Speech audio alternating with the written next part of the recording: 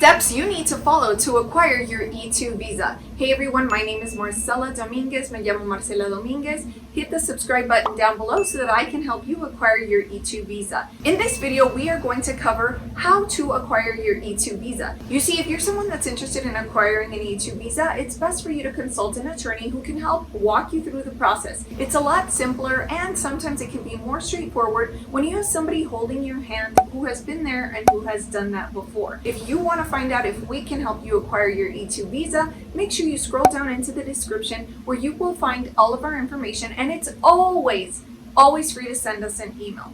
So how to acquire an E2 visa? Well, first things first, you need to determine if this is the right visa for your situation. Now, if you're someone who is ready to invest in a business, meaning you have to invest monetary funds, then it is possible it could be for you. Now, if you're somebody that just wants to invest in an existing business rather than starting your own business in the United States, then it is also a possibility that the E2 visa might be for you. So if you already know that you have funds and you have money coming in from somewhere, whether it's a business that you have established in a different country or it's family members giving you money, whatever the reason, if you're already sure that you have the funds and you're going to invest them in an existing business or you're going to create your own business, then what do you do next? Should you just, go out and apply for the E2 visa? And the answer is no. There still are a couple of more steps which we are going to cover in this video. So you're ready to invest those funds. What is the next step? If you want an E2 visa, you need to make sure that you set up a business, right? It's not enough to think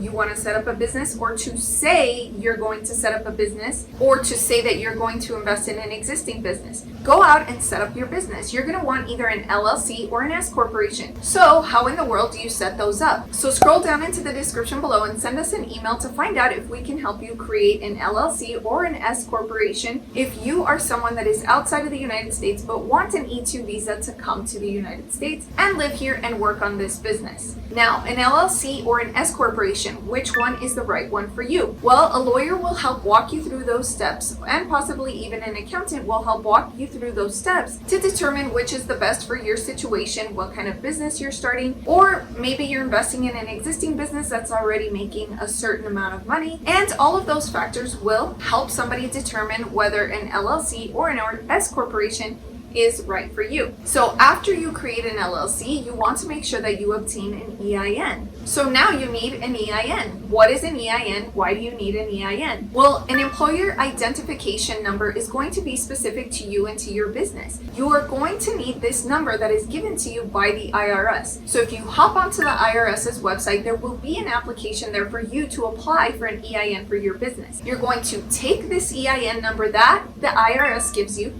and you are going to open a business bank account. So at this point, you should have obtained an EIN already, and you should have opened a business bank account at a US bank of your preference. So is that it? Are you done? Can you apply for an E2 visa yet? Unfortunately not. You have to put business funds into that business bank account. And that makes sense, right? Because in order to obtain an E2 visa, you must invest a substantial amount of funds, and those funds must be put at risk. So are the funds at risk if they're just sitting in a bank account? Well, no, they're not at risk because they're just going to sit there. So what does at risk really mean? Well, it means that you're going to go out and you're going to leverage those dollars and those funds for the benefit of your business, right? So you want to make sure that you're making a substantial investment into your business, and you want to make sure that you have put those funds at risk. But if you want to find out more in detail what putting your funds at risk means, make sure to catch this video right here,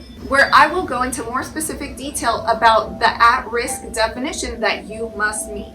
So now that you have invested your funds, you are ready to apply for an E2 visa. But how do you go about that process? Well, there's two ways, and one of them is called visa processing. Visa processing means that you are going to visit an embassy or a consulate in your area, meaning outside of the United States. Now, the location closest to you is probably your best bet. And once you're at the embassy or the consulate, you are going to be interviewed. And so at this interview, you will probably be asked lots of questions regarding your investment or regarding your business. So you should be prepared to answer what kind of business you're going to operate, what kind of funds you've invested, and for what purpose. As I said at the beginning of this video, it is not enough to just say that you plan to invest or that it is your intent. You must have made a substantial investment and put your funds at risk already. Now, the second way in which you can apply for an E2 visa is if you are already located in the United States lawfully. So if you are already lawfully in the United States and you want to apply for an E2 visa, you can most definitely apply for a change of status, and by paying an extra fee, you will be able to expedite your application. Also, there is no interview for a change of status. So wouldn't that be nice to be able to change your status without an interview, and you only have to pay a few extra dollars for premium processing of your application. You want to keep in mind that if you are applying for a change of status because you're already legally in the United States, you will not be able to travel outside of the United States because you do not actually have a stamp inside of your passport.